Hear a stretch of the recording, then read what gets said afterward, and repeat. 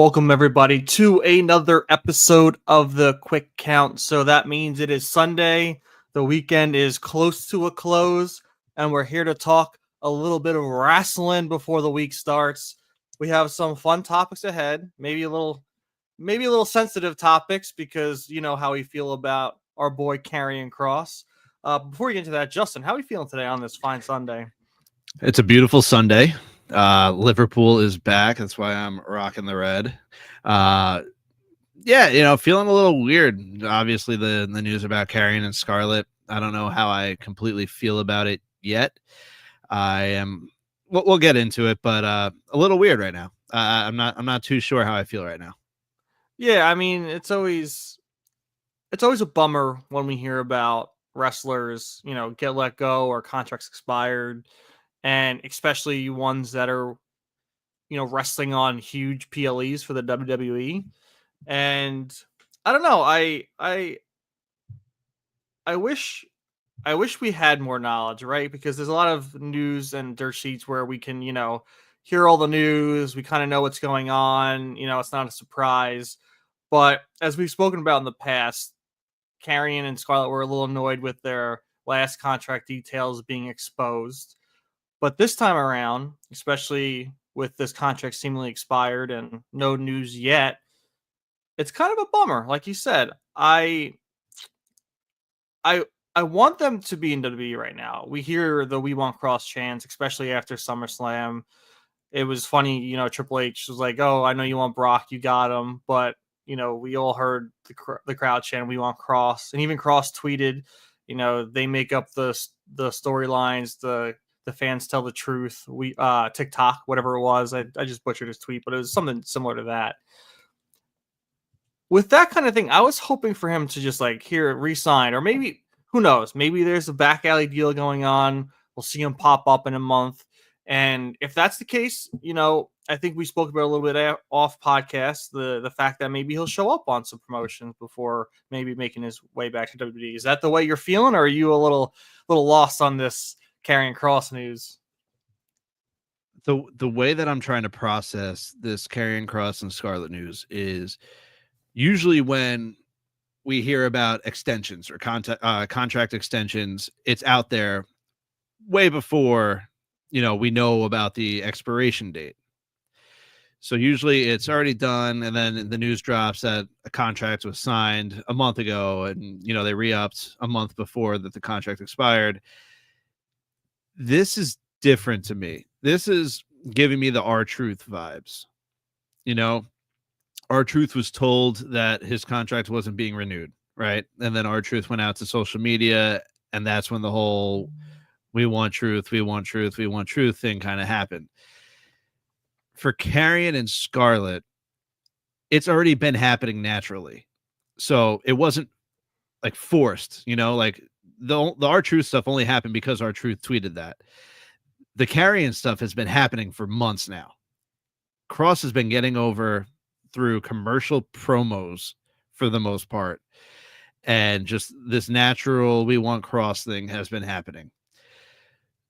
So I think it would be anticlimactic if they just went out and said, "We re-signed our contracts."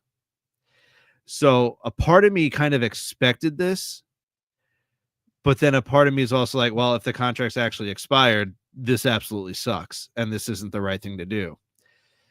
So for some reason, I'm still holding out some hope that, maybe this does take a natural effect where he does show up on certain indie promotions and wherever else, and maybe he's not Karrion anymore. Maybe he's back to Killer.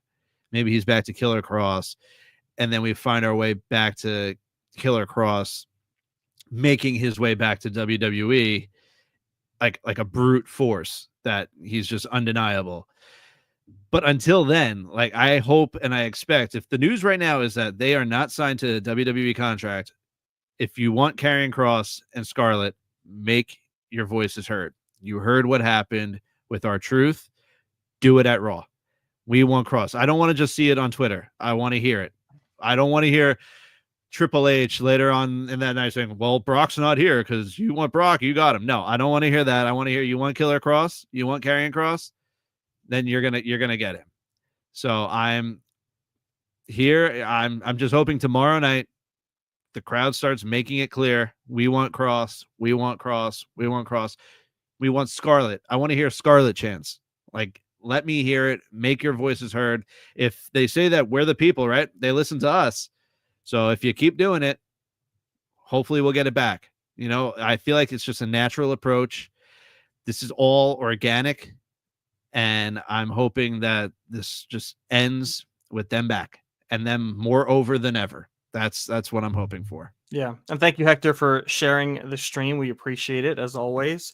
And yeah, part of me thinks if this isn't part of a storyline or if this isn't like a build up to bring Karrion back, and it's kind of what happened with Truth, it kind of like puts bad taste in my mouth a little bit, especially with how much the fans have been behind them. But even like, look what Truth is doing right now. You know, they brought Truth back. He had a great promo, and you know they had him fight Aleister Black, and they had him. Was it him and Drew had a few moments? But he hasn't been much on TV besides, you know, on Friday, John Cena kind of blamed the heel turn on him, which it was funny. Was hilarious. But I hope that's not putting Yeah. our Truth back to what he was. You know, Truth wants to do something different with this character, something fresh, which I love that heel turn. Randy, howdy, once again. Love that you're tuning in as always. But if they were to do that with Karrion, right, they might bring him back for a flash in the pan and they just sit him on the sideline. That would kind of be stupid.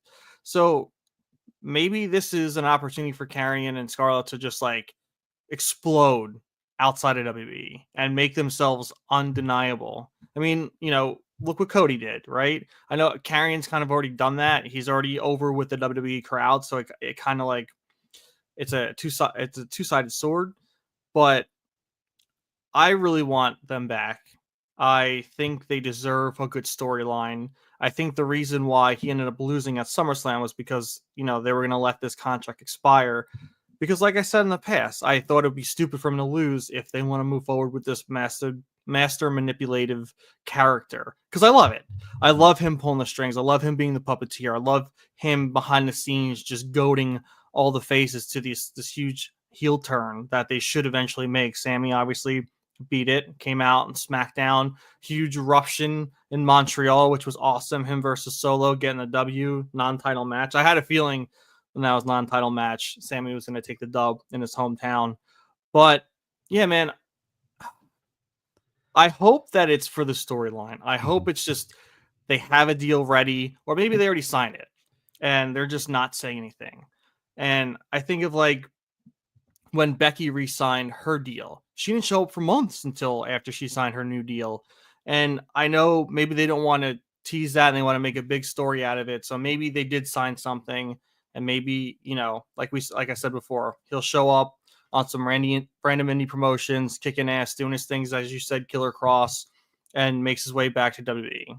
I mean, look how fast when CM Punk left in 2013 with the title, how fast that deal came about. He was back with the championship in like less than a month. So hopefully WWE does the right thing. Karrion's always been a Triple H guy. So, I mean, I feel like this should be done, but maybe TKO is a different story. Maybe they don't like him. Maybe they don't want to push him. So I don't know. I think we're in a weird spot with Karrion right now. Yeah, it's just so, I'm just trying to think, like, I don't think he would go to AEW. I don't believe he would go back to TNA.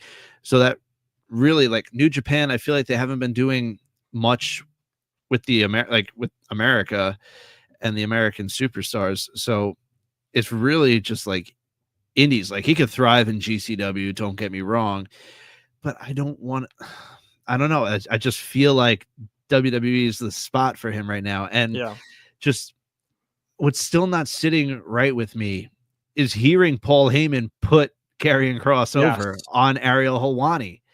Like, Paul Heyman is a very, very smart man. He is playing chess when everyone else is playing checkers. Why would he be putting over a superstar such as Karrion Kross, saying that this push that he's getting and the way he's getting over with the fans reminds him of Stone Cold Steve Austin? Why would he be saying any of that if he knew that Karrion was just going to walk off and go somewhere else? It just, it's just not sitting right with me. And obviously, I'm no insider. You're no insider. We know some people that know some stuff, but they're all being told that right now he's not under contract with WWE. So we have to believe that. He's on the alumni section in the WWE roster. So as of now, he has no contract. He is working for no one. Unless there's just a few people that know. It's like you watch WWE Unreal, where there's only 5 people that knew about the Cena heel turn.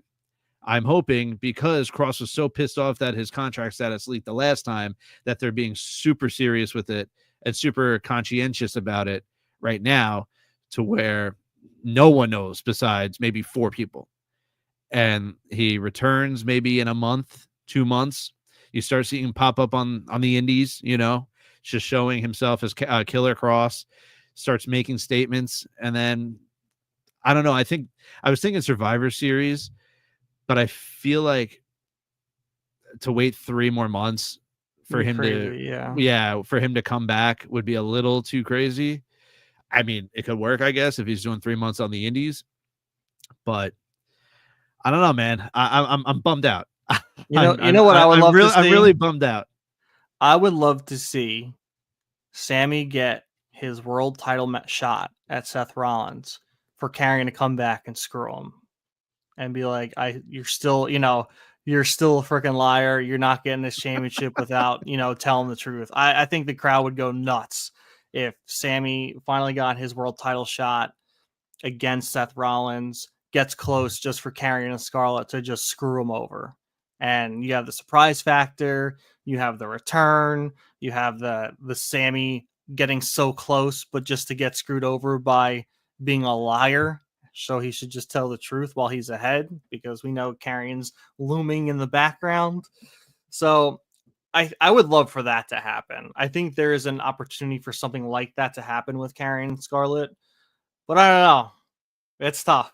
It's real tough. And then I also, I've been holding out hope that the Righteous somehow make their way into WWE and they join forces with Karrion. So I don't know, maybe this is the step back that you need. Take him off TV and then re-debut them all together. I don't know. My mind is everywhere right now. I don't know. I just hope he comes back to WWE. That's all. I feel like it's just such a bad move on WWE's part if they don't bring him back. I think Raw is going to go crazy with We Want. They better. I don't know where Raw is tomorrow night, but if it's like truth, man, just bombard the show with We Want Kross. We Want Kross. Just do it. Do it. If you want to do it, if you want to make a movement again, you've been trying to make a movement while he's been signed. You got to really, really, really make your voices heard. Maybe this is the next segment to WWE Unreal. Yeah, it could be. And just the last thing on this, because I know we're a little over this, but I knew we were going to run most of this episode on Kross and Scarlett, is Karrion's very active on social media. So you make your voices heard, you bring the signs, you bring the chants, you bring the cheers, you bring whatever. I'm sure he's going to be reposting it, and he's going to say he hears you, because I know he hears us. So he'll definitely hear everyone tomorrow night at Monday Night Raw.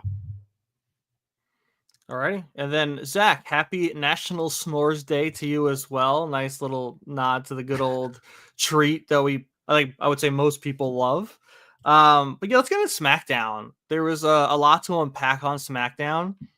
We had a segment between John Cena and Logan Paul that also drew in Drew McIntyre and Cody Rhodes. I think this was a great move, especially on the Cody train part. If they want to make him full-blown, face and keep it pushing, why not pair him with John Cena still? Make hit home that they're buddies. But I think we're going to get 2 great matches at Clash of Paris.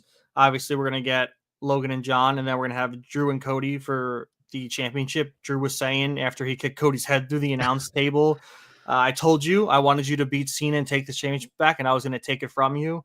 So this is a great moment. Maybe we see the surprise. Maybe Drew takes it in Paris, champion. You know, I was watching a compilation of like the TNA World Championship history, and I laughed because like a lot of their title reigns are like 60 days to 7, 30, 70 days. Not many are like past 180. And I kind of miss that because especially with the WWE Championship, it's been long runs recently. Not to say Cena's run was like long, but it was, I think, 6 months, April, May, June, July. No, maybe 4 months. Okay, so it wasn't that long. But I don't think Cody needs another, which Court would kill me if she hears me say this. I don't think he really needs another really long run. I would love for him to exchange the championship with someone like Drew or with someone like a heel Randy, where they pass it back and forth like John did with Edge or like John did with Randy.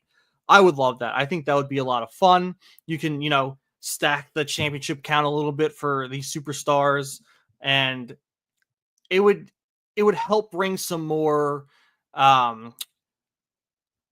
unpredictability to the WWE Championship and who's going to win it. Because right now it just seems like whoever's the top baby face or the top dogs holding on this championship until they feel like they can pass it on. Right. And I love that you mentioned that you miss the old days of Cena and Edge. Like every other pay-per-view at that moment, every pay-per-view they were switching the title, and it was crazy. You're right. Like with Cody, it's so tough with Cody because there isn't a heel as big as Cody is face. So I'm kind of glad Fogg isn't here because I'm sure he'd be having a conniption that Drew's being tossed to Cody as his first opponent. Now, the surprise factor would be Drew winning, because that would be awesome. I'm not going to lie, because then Cody can win it back later, whatever. Like that could be a whole little rivalry where they bounce the title back and forth for like 1 or 2 times, with Cody eventually taking it for the long term. That's awesome. I would love that. And Drew deserves that. Drew being the first, I was worried that Drew would be the first opponent for Cody. And here we are, because there is no bigger heel for Cody than Drew McIntyre right now. Yep. And Drew deserves it. He absolutely deserves it. But is he just going to come up short again? I feel like that's the story of Drew McIntyre right now, and that sucks. So I don't know if Logan later on, comes out and helps, Drew against Cody, something along that nature. I don't know. I would love to see Drew already take the title off Cody, but I don't think Cody's dropping it on his first title defense as, regaining the championship. So here we are again, where Drew's going to come up short, and that absolutely sucks. It sucks. There's a lot of superstars that are just like the come up short people. You have Sammy, KO, Drew. They always got to be the short stick of the equation of all these feuds, of all these matches. And like you said, Logan and Drew needed that SummerSlam win against Jelly Roll and Randy Orton. Just think if Jelly Roll, didn't push, he wanted to lose. Drew would be possibly losing how many pay-per-views in a row, which is insane. The dude is on another level. He's, like you said, I agree with you. He is the top heel in the business right now. I think he's more over as a heel, or I think he's a better villain than Seth Rollins right now too, even with this whole CM Punk angle, because the CM Punk's Seth thing is going to continue forever. And in my eyes, Seth's going to hold that championship until WrestleMania, when him and Punk go one-on-one for the championship. So that title, in my opinion, which I could be very wrong, is going to be locked down till WrestleMania until it changes. So that means, do we also have the WWE Championship locked down until WrestleMania for a possible Cody Roman Championship match? Which, again, all signs seem to believe it's that OTC 1 versus QB 1. And to me, that kind of bores TV a little bit. I think there needs to be more changes. Look at Tiffany Stratton, knocked off Jade. She's looking stronger than ever. I can't see her dropping that championship until a big moment, maybe Survivor Series, maybe Royal Rumble, maybe even next WrestleMania. So there needs to be some unpredictability happening, and I think they will. WWE just, brought back Brock Lesnar. Granted, he didn't show up on SmackDown. So to me, it was kind of a surprise that Logan's going to be the one that faces John at Clash in Paris. I kind of thought we'd we'd know some backlash after that, and John Cena was just like, I'm not going to back down from a fight. Whenever he wants to fight, I'm ready. Mhm. So to me, that was kind of a cop out. I think they saw the reaction that the fans gave, and maybe they're, letting their foot off the gas a little bit to have another unpredictable moment with Brock. But I don't know. With Logan, I feel like it was in the works for a while. I know it was talked about. That's why they even teamed up together, because obviously that was supposed to be Cena and Travis Scott. That fell through. So they put Logan and Cena together, and now it makes sense that that they're going to go against each other. So I'm okay with that. I'm surprised we got a match with Cena in it on Friday Night SmackDown. I was surprised about. But yeah, with Brock, I feel like he's just like a stadium guy. His ego is way too big to where he's not showing up in Montreal. He's just showing up at stadium shows, but that's neither here or there. That'll eventually happen, and we'll say, well, that happened. But as for, Logan can go. So Logan and Cena, I'm actually okay with. We're on the record. I like Logan Paul. He's good on the mic. He's good in the ring. So he doesn't bother me. As for, I don't know where I'm trying to go with this. As for Cena and just where he goes from here, clearly they pretty much sped up this process with Logan, is what I'm trying to say. That came out of nowhere, and boom, they have a match, right? He only has 10 appearances now, a give or take. Yeah, I think they're at 4 of them were this month, but four more. I think he had 4 SmackDown dates post SummerSlam, like right back to back, and then Clash, Survivor Series, and then I think in December is his retirement show.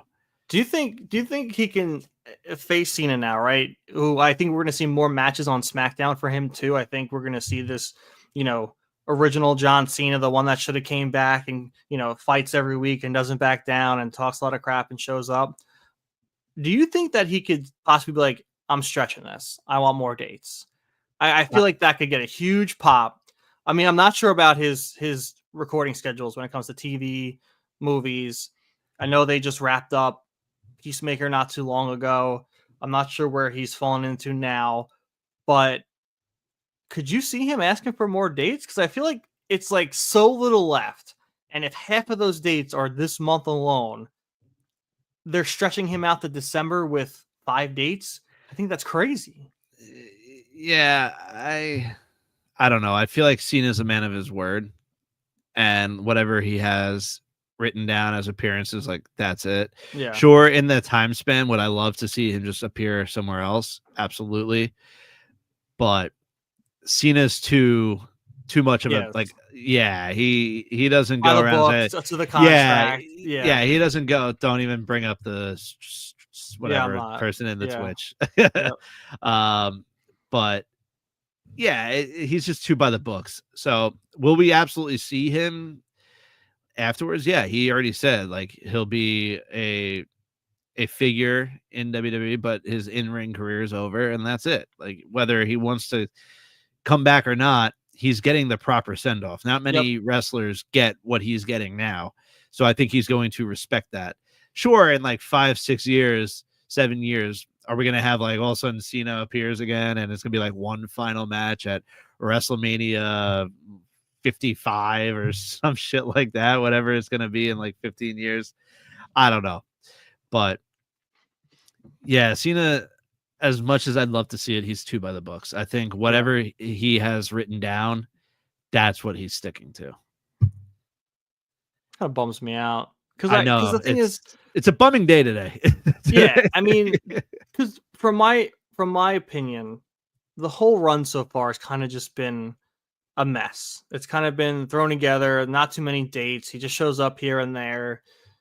His title reign, I think it would have been more fun if he was a face champion, just coming out, come get some, just fighting people left and right on a random SmackDown for the belt. I think that could have been really cool. We did get a lot of good fan service with CM Punk. I mean, SummerSlam match with Cody was phenomenal. It was great. But again, that was a face Cena versus a face Cody. And they had to make him go through this whole heel run to nix it so quickly.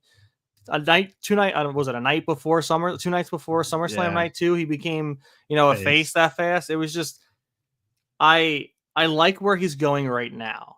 Like Friday Night SmackDown this past Friday, that John Cena is the one I've wanted to see this entire run. And so I hope he continues it. It's going to get me excited if he does. I hope he stays wrestling on SmackDown, because to me that shows that, he's not too big to just show up on the pay-per-views or the PLEs to perform. And the fans love it. I mean, look how crazy. I think the fans are getting louder and louder as the days tick down. And I think that's the truth. So I hope that maybe he doesn't stick to the books. You heard him. Him and Cody put on a goddamn classic at SummerSlam.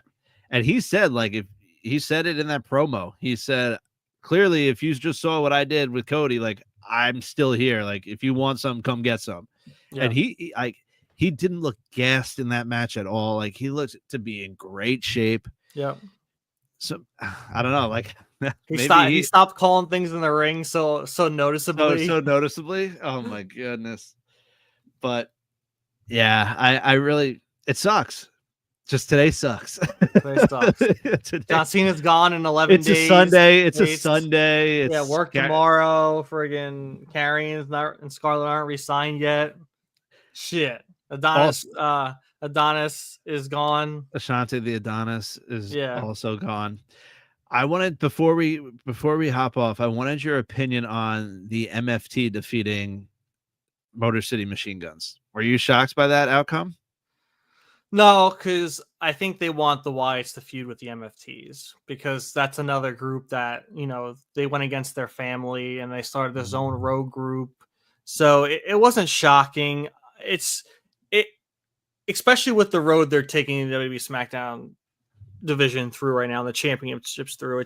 It's a bummer. I mean, we are getting. I definitely think it's Sammy. If you weren't on before, I mentioned I think he comes back. Sammy's wrestling Seth for the World Heavyweight Championship at some pay-per-view, and as Sammy's getting close, Karrion's going to show his face and say, "You're still a freaking liar. You don't deserve this championship."